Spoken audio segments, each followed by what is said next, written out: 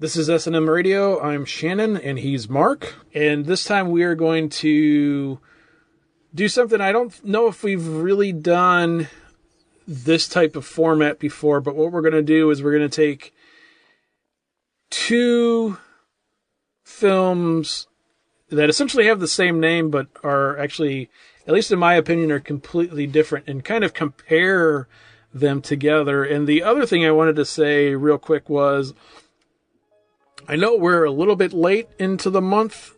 The first episode of October was not a Halloween-themed episode at all.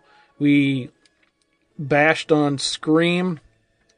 Even though technically I don't think we actually bashed on Scream at all, because, as I said in the show description, that episode was more of a two grumpy old men bitching about their 90s horror and get off my damn lawn, you 90s horror movies.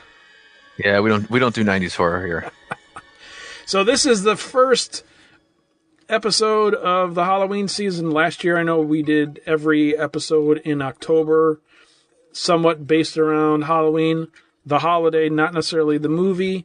And I was looking at the calendar the other day, and even though this one's a little bit late, I think we're still going to knock 4 episodes out that are going to be somewhat Halloween themed this year. Even though 2 of the movies that we're planning on doing, the one for the next episode and the following episode, technically aren't Halloween themed at all, other than there's pumpkins somewhat in the story, or maybe even in the name. Hey, that's close enough for us. That's Halloween. As long as there's a pumpkin in there, we're good. But this time we're going to be stepping way back to the early 80s and then jumping forward to the late 2000s. And we are going to be talking about Halloween 2. The 1981 version. That's what we're going to talk about first. And then Mark's going to drop off. Then I'm gonna go disappear for a little while, and then, but no, yeah. I guess I'll start with Halloween 2. I just want to say that, everybody here who's listened to our show knows that John Carpenter's original 1978 Halloween is my ultimate favorite horror movie. It really is the movie that got me into horror to begin with. I mean, I remember watching this way back when I was probably 4 or 5 years old, and it's one of those movies that ever since I was a tiny little kid, I've been watching it every year. So I will say that, having said that, Halloween 2, the 1981 follow-up to the original, is by far my favorite sequel of the entire franchise, and also the only one I really enjoy watching anymore. When I was younger, I liked watching 4, 5, and 6, and even H2O I had some I liked, and the Resurrection, and we won't go to the zombie era. We'll wait till later for talk about that, but Halloween 2 to me is probably the only sequel that actually feels like the original. And it's not a perfect movie. It's not there's a lot of flaws in it. But it's like, if you love the original, and because the original to me is like kind of flawless. There's nothing to really add or take away from that film. It's perfect. If you love that movie and you just want a little bit more, Halloween 2 is the perfect sequel. I was trying to think back amongst all horror sequels. I'm sure there is, and not just even horror sequels, but sequels in general. And I couldn't think of any off the top of my head. That doesn't necessarily mean that there's not any out there that are like this. But I do think that Halloween 2 is one of the few, if not only, again, I'm not saying it is the only one, I'm not sure if it is or not. Halloween 2 essentially starts off right where Halloween 1, or Halloween, ended, and then continues from that exact moment. Now, I know there's tons of movies out there that pick up where the first one left off, and then they jump forward, 3 months, 6 months, 10 years, 30 years, whatever the case might be. But Halloween 2, I mean, if you watch this movie, it essentially has the last scene is the opening scene to this movie. And then they obviously reshot a little bit of it, if not the entire thing. I'm not sure if they reshot the whole thing or not. at the end of the first movie, Michael's laying there dead in the grass after Loomis shot him 6 times and he fell off the balcony. And this one, he shoots him 6 times, he falls off the balcony, and then he runs outside and he's gone. But then it picks up right after that moment in time. I think we've even talked about this before on this show, is the success of Halloween is what brought this sequel on. Yeah. And Halloween 2 really was kind of the start of the mass sequel boom that was really popular in the 80s. I mean, because Halloween 2 wasn't the only one that was this way, but, this was one of those things when John Carpenter made the first one, his thing was kind of one and done, and then they brought him back. He didn't want to make a sequel. You could Google John Carpenter talking about Halloween 2, and it's pretty obvious that he didn't really want to make the sequel at first. I think even, too, there's stories of him just going and buying beer and sitting down and pounding some beers and typing the script to the movie out. Yeah, Halloween 2 was one of those films that, Carpenter had no interest in doing this film. The original was it was done, but because of the success of the original, they wanted a second one. So he did not direct it, he produced it, and he wrote it. And he said there was no story. He's like, I wrote the story already, it was already done, so this is kind of like I just basically did the same thing again, only not as good. And then he had Rick Rosenthal direct it. But, and you can see Carpenter's handprints all over that, and he actually went back, and one of the things about this film, which is kind of interesting, is that, Carpenter's original Halloween was like kind of the beginning of the official beginning. I mean, you could go and say Psycho, Chainsaw, and all kinds of other movies, but it was kind of the official beginning of the slasher movie was Halloween. And we could argue that, I know, but I think like that's when it became big business. And so when he did Halloween, he was it was suspense, it was shadows, it was the ambiance, the darkness, the lighting, everything like that kind of made the movie work the way it did. But then when that came out, people started making slasher films. That was when the slasher craze kicked in, because Halloween was 78, and then so late 70s and early 80s, Friday the 13th was already starting to come and all that, and Prom Night, and My Bloody Valentine, I think, was 81. So everything was, upping the ante with the gore. So the original Halloween 2, apparently, Rick Rosenthal, the original director, his version wasn't quite as gory, and then Carpenter went back and saw that it didn't have enough blood, so he went back and shot some extra scenes and put a little bit more gore in the film, which kind of, in my opinion, it's hard. It takes away some of the original tone, because Halloween wasn't particularly a gory film, and then this one he's trying to compete with movies that are copying his original film. So would have been kind of interesting to just see how it would have went without the influence of Hollywood at the time. I always think it's kind of funny when you talk about who copied who back in the heyday of the slasher movies, because even to this day, I think John Carpenter is still openly against movies like Friday the 13th and stuff, and pretty much refers to them as piles of crap, and if it wasn't for me, there wouldn't have been anything like that before, blah blah blah. And I know I've said this, I think, in our Carpenter interview or our Carpenter episode, about how John Carpenter himself is a little hypocritical, where he has openly got on Rob Zombie for remaking one of his movies, when in the same light, John Carpenter is not most known for remakes, but probably his second or third best movie is The Thing, which is a remake. But I always think it's kind of funny when John Carpenter goes back and he's talking about how Friday the 13th is a pile of shit because all they did was copy me, and then it turns around, he's turning around and copying them.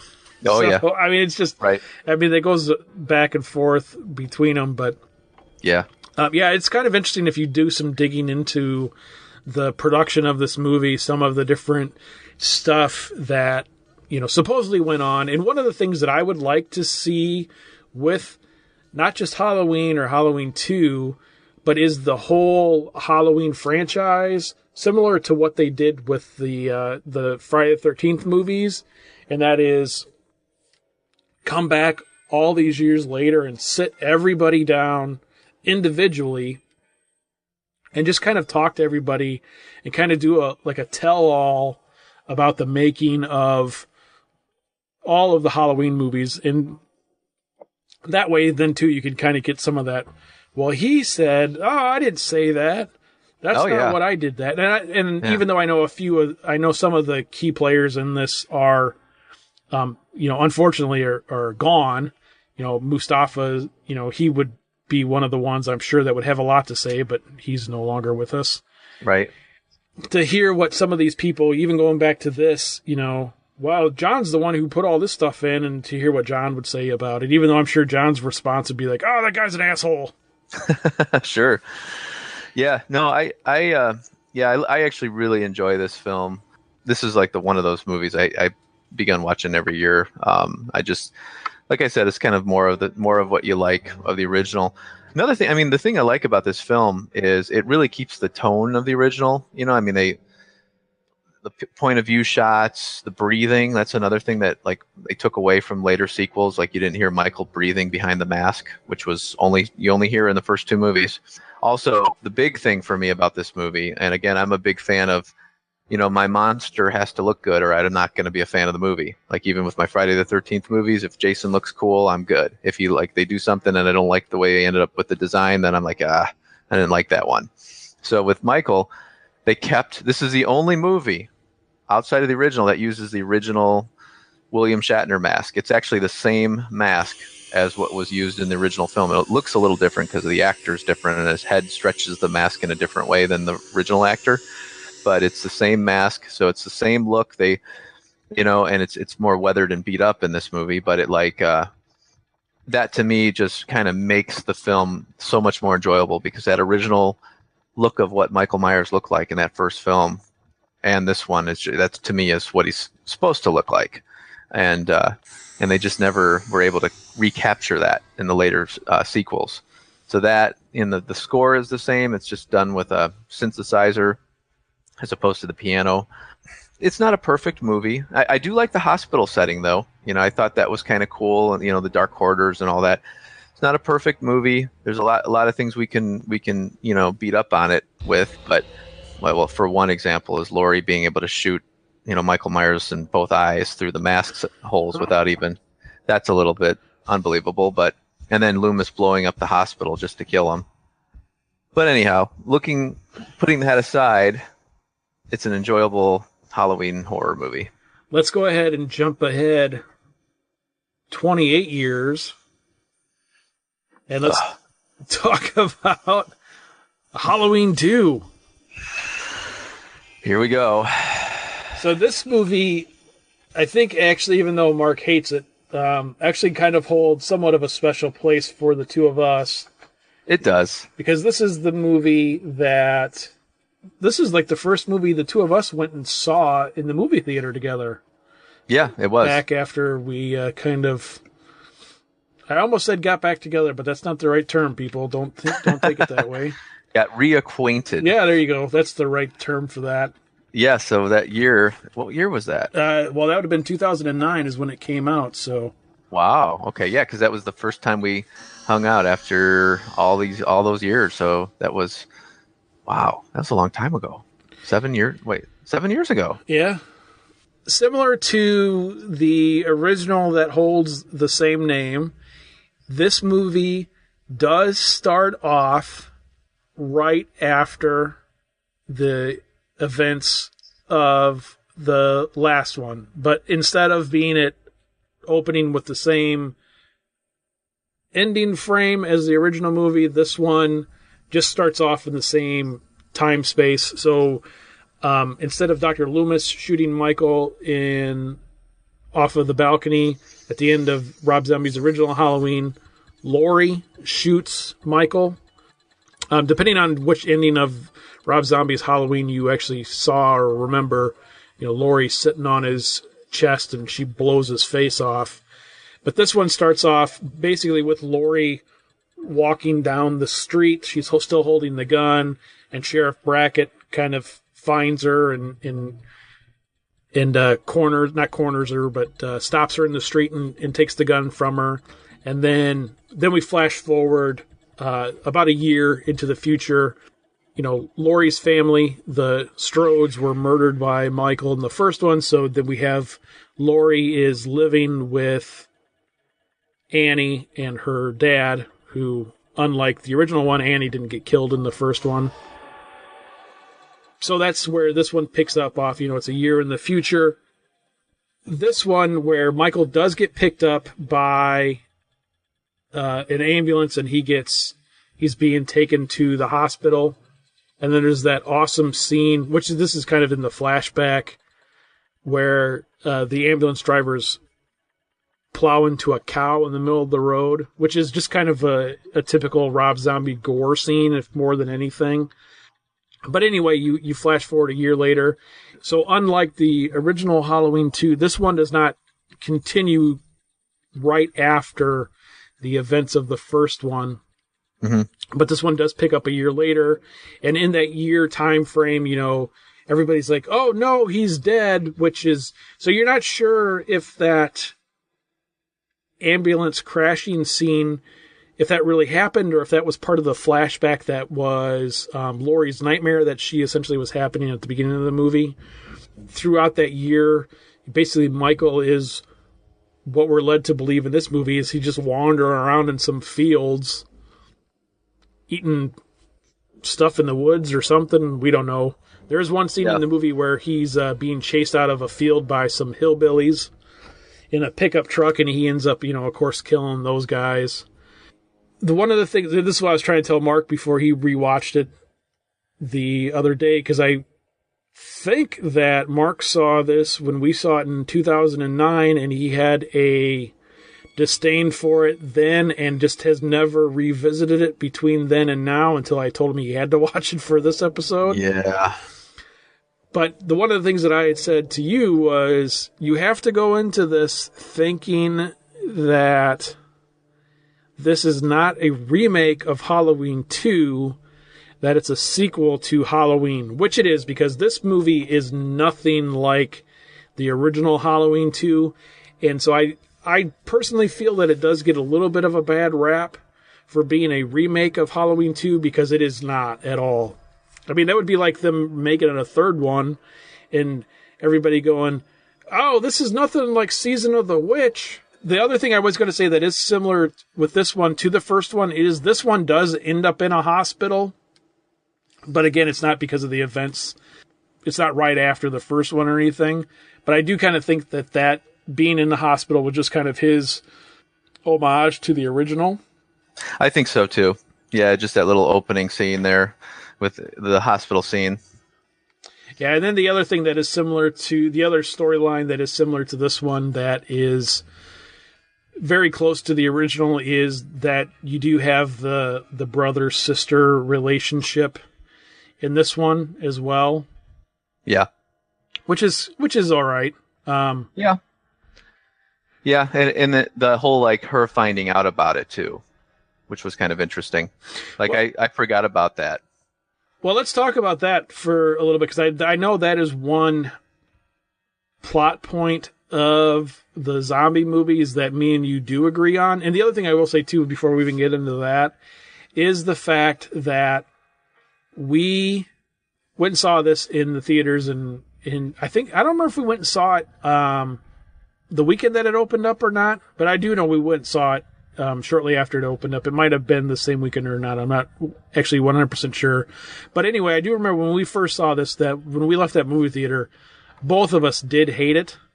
Yes. And then when it came out on DVD or when it was on Netflix or Amazon or something, I watched it again and I was like, oh, you know what? It's not too bad. And then I went back and I think I watched it a third time and I was like, no, it's kind of crappy. But now I've seen it a number of times and it is one of those that it's kind of stuck with me. But again, because I think I finally did that, I was like, hey, you know what? This is not a remake of the original. This is just a sequel to the remake, which may sound a little odd. I'm not sure. But the one thing that I do know that bugs both of us a lot to this day is the portrayal of Dr. Samuel Loomis in Rob Zombie's Halloween. Oh, and yeah. Halloween 2. There's nothing wrong with Malcolm McDowell as an actor. I'm sure he's probably a decent guy and everything. And I don't know if it was his idea to play Dr. Loomis this way or if that's just the way that Dr. Loomis was written into the story. But Rob Zombie's version of Dr. Loomis is completely wrong in my eyes. I mean, he's just a cocky jerk. It's horrible. I heard in an interview with Zombie, and he said that he was basically inspired by the psychiatrist who was involved with the Manson case, and like how that guy was that became his life, and his whole. Every time Manson was up for parole or something, they'd always interview him. So and he wrote books and all that stuff. So it was a complete take on that particular character, who I can't think of the guy's name off the top of my head though. And then I know the other thing that really bugs you about this one, which did bug me for a while, but now not so much, is the fact that Michael Myers, for a big chunk of this movie, doesn't have a mask on at all. Yeah. And then when he finally does put it on in one scene, half of it gets ripped off of his face. So throughout the rest of the movie, even when he has the mask on, you can see his face. And there are a lot of scenes in the movie where his face is clearly visible, even though Taylor Maine, who played Michael in this one and the original one, in the 2007 Halloween, he's got real long hair and a big bushy beard and stuff. That was one thing that did bug me at first, but now I'm kind of like, whatever. But he does kind of look like a homeless guy for the majority of this movie. And that's the thing about this film, and it's going to go back to the original and why I'm not a fan of Zombie's take on this, is he humanized Michael Myers so much. And, I just don't like any of the design of, I don't like how tall he is. I don't like the mask being all ripped up. Like you said, it's it's just like Myers was out for a year and, he grew a beard and became like a wild man or a hobo or something out there. And it just, to me, it takes away from the whole boogeyman aspect of the character. And throughout the whole movie, he's like that. So it's just to me, it's a big disappointment. One of the reasons why I was not a fan was the way they portrayed him, and also, I felt like none of the film was really nearly as suspenseful as it could have been. I just was completely disappointed with it. I really was. Even the death scenes were just, he'd pop out and throw somebody around, or, it just seemed like it was so over the top and didn't have that feel, like that Halloween feel that, what the first two movies, in my opinion, had. Speaking of him humanizing Michael in this one, he even took it another step further in part 2 than he did in the original one. Because if you haven't seen Halloween 2 yet, go watch it. But Rob Zombie puts these weird flashback scenes in there, even though they're not flashback scenes. You have these weird scenes in the movie where Sherry Moon Zombie, who's playing Michael's mother, and she's got a name in this one, and I don't remember her ever having a name in the original Halloween, but her name in these is Deborah Myers. Oh, okay.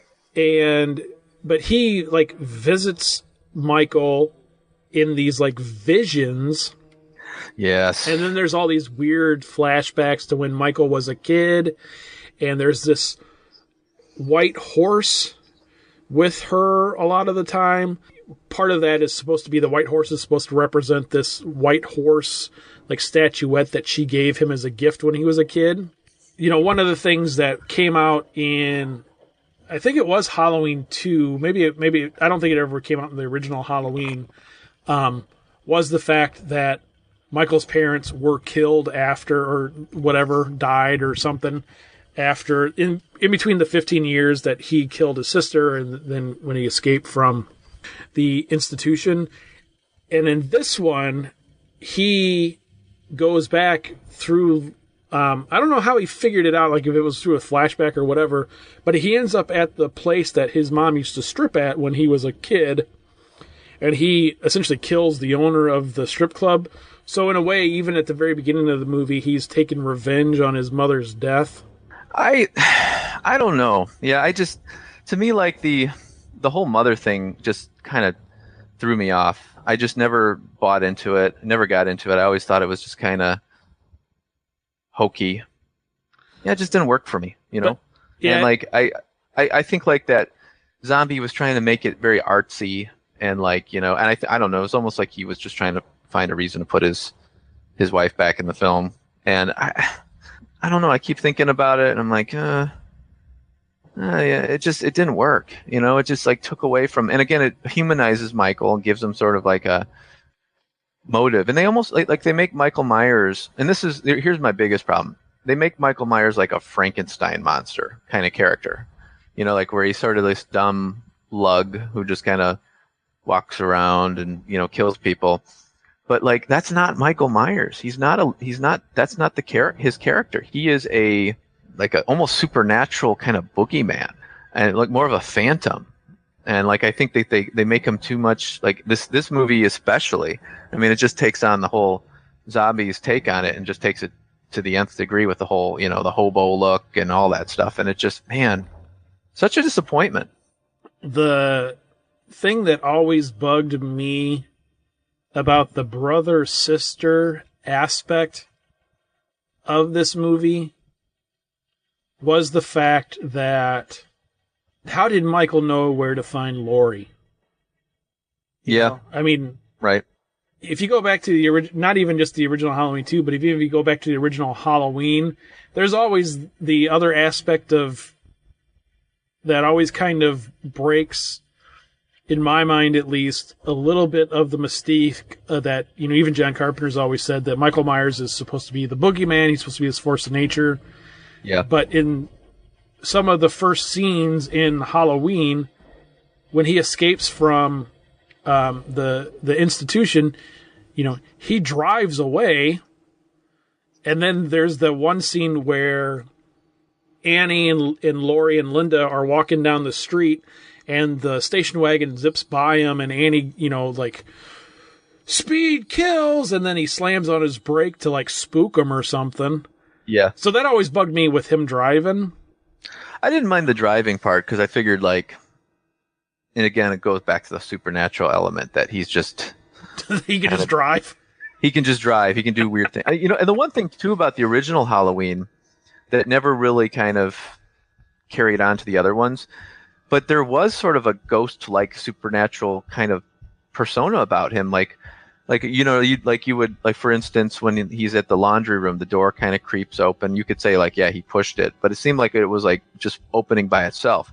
Or the scene when she goes up and finds Linda's body, it's like the door just slowly opens by its, like, the closet door opens by itself to reveal her. So it's like almost like there's this kind of something going on beyond just normal human stuff. Like he's not like a Jason or like I guess Jason's kind of supernatural too, but he's not like a completely in the flesh character. There's something a little more. I always sort of thought that. And like with Zombie, it's completely, totally 100% like this is just a man. And even like the one thing, and I was taken out of the film instantly. As soon as I put it in, the opening scene where it's little Michael Myers talking to his mom in the institution, and it just was like, why are they? You know, this isn't Michael Myers. This isn't I mean, I know this is Zombie's version, but this is not the Myers that that I think of when I'm thinking of Halloween movies. And I just personally don't think he made the right decision with that. Well, let's not get too far off track here, and everybody remember Jason was not supernatural until part 6. Well, he was a little boy who drowned. I guess it depends on how you see that. Did he really drown? But yeah, okay, we're going off into a whole nother place here. Yeah, we'll save that one for the next Friday the 13th episode. Yes, we will. But I will say the one thing that Zombie did with the brother and sister aspect of it, which was left out of Carpenter's, and it's because he knew he had to do this, was in that opening, well, it wasn't really the opening scene of the first one. When we finally got to when Judith gets killed in the first one, there is a baby crying in the background, so you know there's a baby in that house, and then, so you know that Laurie is, well, in this case, Angel Myers. But like you had said too, the way that she finds out in this one, which is a little bit different than the way she found out in the original one, is that Dr. Loomis wrote a book about Michael Myers, and which is part of the reason why we don't like him, is because he's this just out to make money, it seems like. And oh yeah, so he writes this tell-all book about Michael Myers, and one of the chapters is how Angel Myers was given up for adoption, and she was adopted by the Strodes. And so Laurie Strode is Angel Myers. So, I mean, not only does he say that Angel Myers was adopted, but then he flat out says, and here's the baby. That's her over there. I always thought that was kind of an odd way to find out. Like, if he knew, you think he would have told somebody maybe in the first one, if that was the direction that they were going to go with it, but I don't know.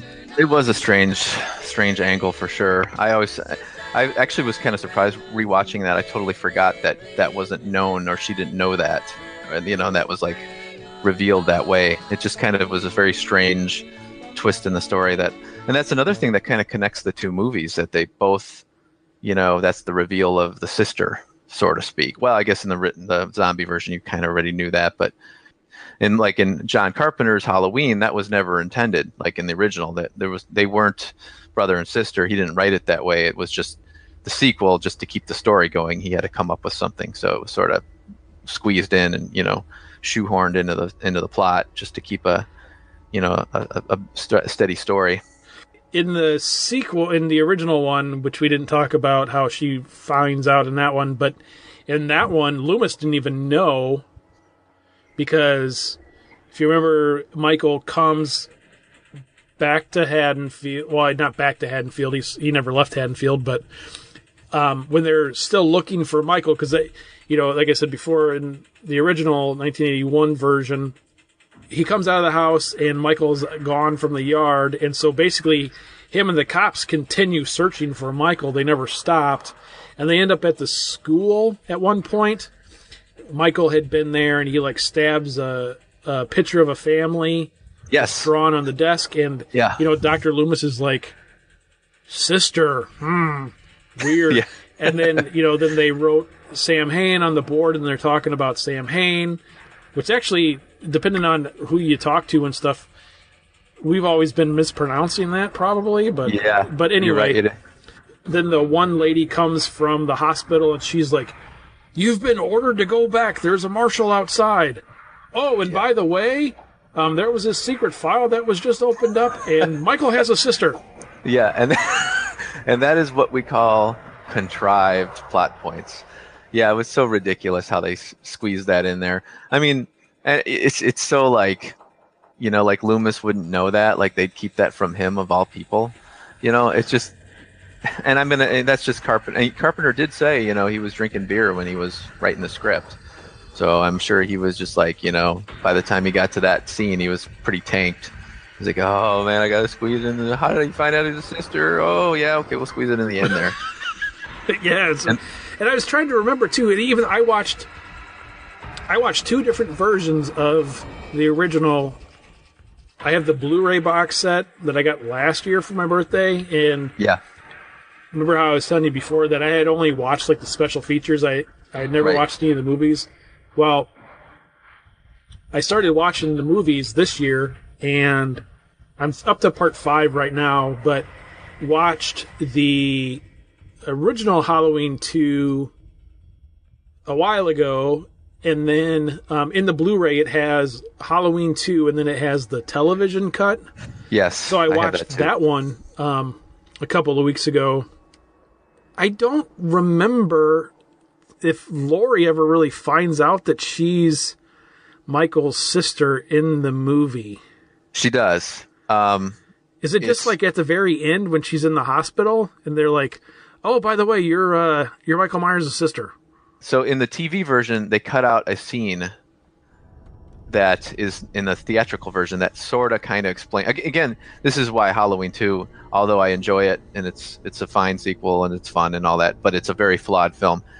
You're right. She doesn't like have an official on-screen moment where like she is told. Like I guess you can kind of allude to maybe Loomis tells her like off-screen, but there's a scene in it where she's sleeping and she has a dream where she's a little girl and she is going to visit Michael Myers in the sanitarium, and then there's another scene where like she goes up to her mother and her mother says something to her in this flashback when she's a little girl, says something like, I already told you I'm not really your mother, or something like that. So you're assuming that she's having these flashbacks of the reality that she is the sister, and then like by the end, I guess when she calls him Michael, and I think you're kind of sensing that she kind of put it together herself that this must be. See, that's why it's always one of the things that bugged me was just like, wait, how does she know?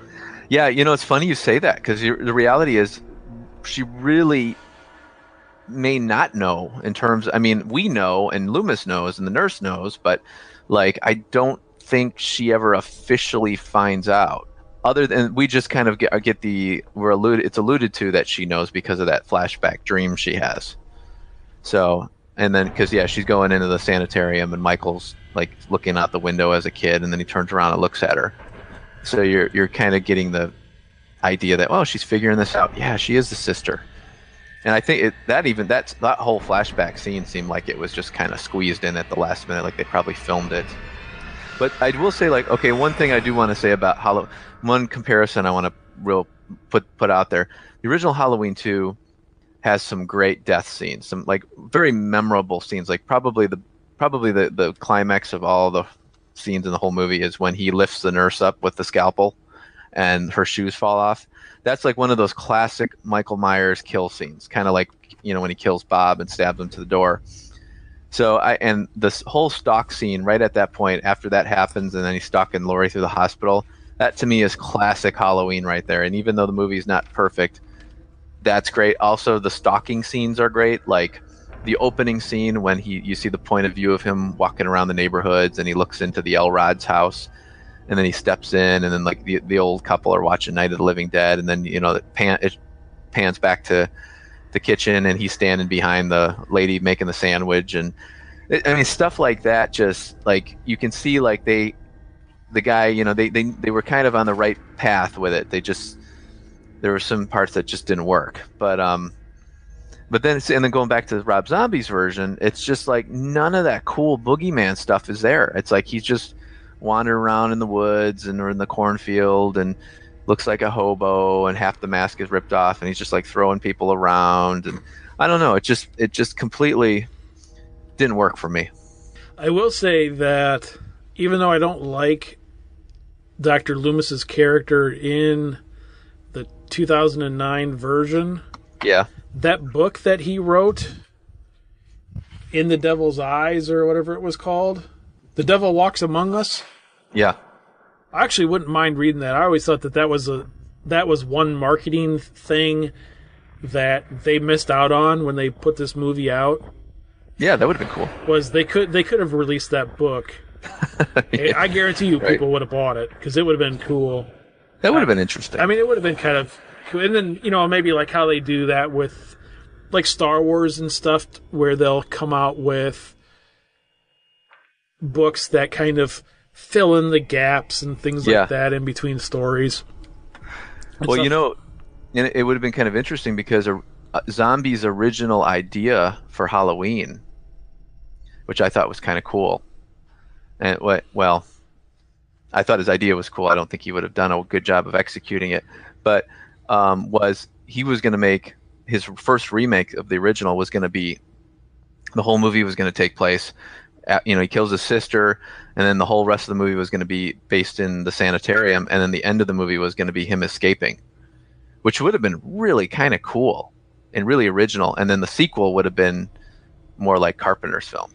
Oh, yeah, that probably would have been cool. So I think that would have been kind of brilliant, do a whole movie of like him growing up in the sanitarium and all the creepy stuff he was about, and then then the end when he escapes.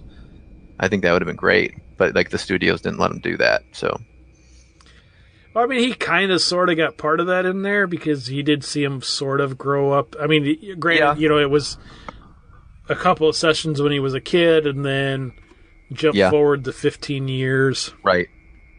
Yeah, the funny thing about the zombie movies, and I'm gonna he first was announced that he was gonna do the first movie, I was kind of excited. I was like, oh, okay, this will be a new take.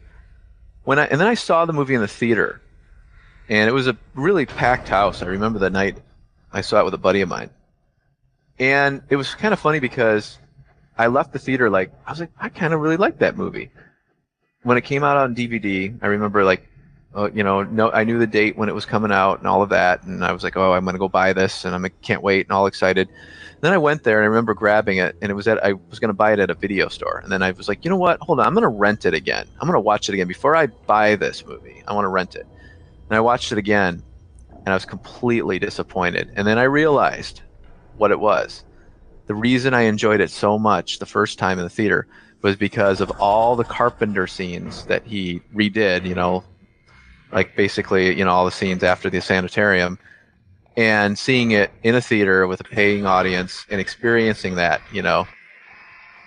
excited me. But then as I watched it again, it was like, oh yeah, I don't really like this movie. I like the original movie. Yeah, and that's what I like. And that's all the stuff that I liked about this movie was just the stuff that kind of copied the original, but the original does it the better way. So I'm just going to stick with the original.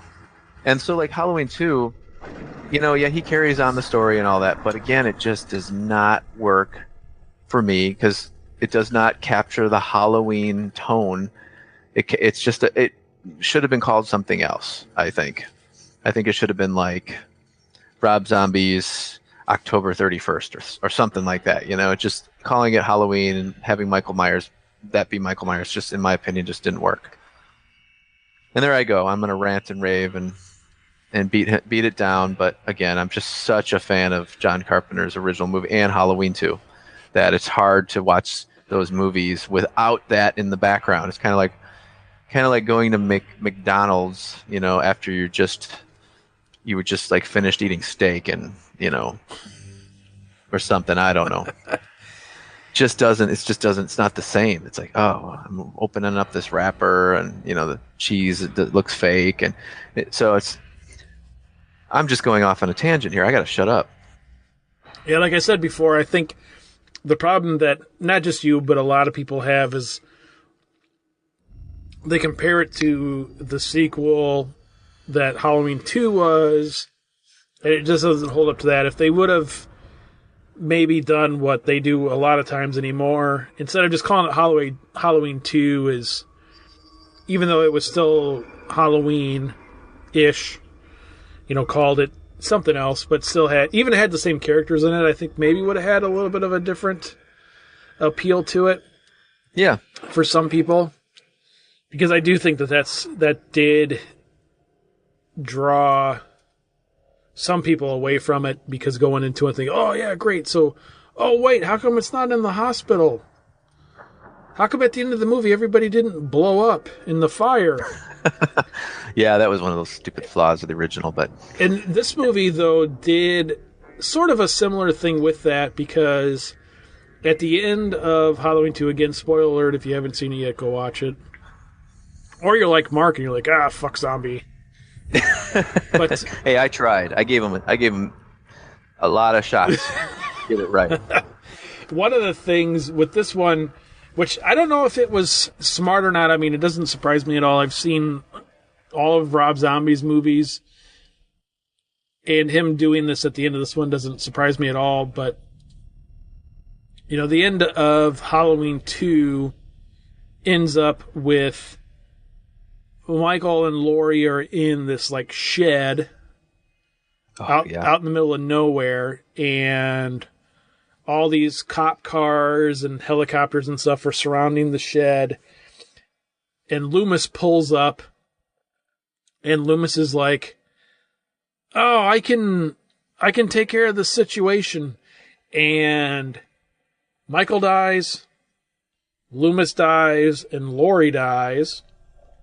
At least we're led to believe that they're all dead.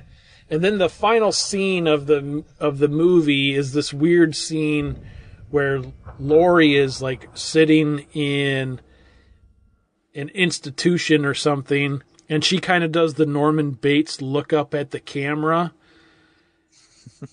But with some of the stuff in the way some of the scenes earlier in the movie were shot, especially the whatever you want to call them, the visions that Michael was having with his mother that were really bright and really white and stuff. That final scene with Laurie on the hospital bed where she looks up like that, it's really bright and really well lit. And so you're not sure if that's real or if that's like in her head as she died, or was it in Michael's head as he died? Yeah. I mean, I know that there was talk when this movie came out of there being a third one, and then it kind of didn't do as well as the box office as they thought it was going to do. And then there was some other disputes, supposedly, or this and that. So they never did a sequel to this one, which I always thought would have been kind of cool, even going back to the original Halloween movies, because one of the things, we didn't actually even touch on this at all. I mean, Danielle Harris is in Zombies movies. She's in part 2 as well. Oh, yeah. My favorite actress ever. Yeah, she's your scream queen, that's for sure. And if you listen to her talking about not just the Rob Zombie movies, but she was in Halloween 4 and Halloween 5. She played Jamie Lloyd, who was Laurie Strode's daughter, which is kind of weird too, because if you ever watch Halloween 4, the opening scene of that movie is they're transporting Michael from Smith's Grove to some other place, and they have him in the ambulance, and the one lady is like, "So did you hear Michael's niece is blah, blah, blah?" And Michael like reacts to it, and then he kills them both and he escapes out of the ambulance, which is similar to the scene at the beginning of Halloween 2. But one of the things that Danielle Harris had talked about after Part 5 ended, which they kind of alluded to this at the end of Part 5, was the Jamie Lloyd character. She kills her mother. Actually, at the end of Part 4, she kills her mother in the bathtub, and Danielle Harris wanted it to be that in the sequels to that, she would be the killer instead of Michael being the killer. So in Part 2, at the end of that, when you see Laurie look up at the camera, you know, like, oh, that'd be kind of cool if it comes back and she's the killer. But then we never got to see what happened after that, unfortunately. Because like everything else now, they're going to be doing this new one next year that's supposedly coming out. Last I heard, it's still coming out next year. And from everything I can find on it, it kind of sounds like it's going to be what Hollywood likes to call reboots. Yeah. So I'm assuming it's pretty much going to be the same story that's already been told 2 different times now. Well, what I hope they do with it is I hope they keep all origin stories aside, toss it away, maybe just do a little like, hey, this is who Michael is kind of thing, but you know, we don't need to see him kill his sister again, and just have it be like he comes back or something. You know, I think it should be like that, very simple. There's actually a script I read, Halloween Returns, which was one of the scripts that was going to be the next film, and then they ended up backing out on it. But kind of like the idea of that one. It's just, well, you know, it's just sort of, well, I guess that one's followed up the Halloween 2, but the original. But I think it's kind of cool that, you know, just the idea of just make it. Mark is experiencing technical difficulties, which means we're going to end the show. So I think this will be the first show in 2 years that Mark doesn't get the last word.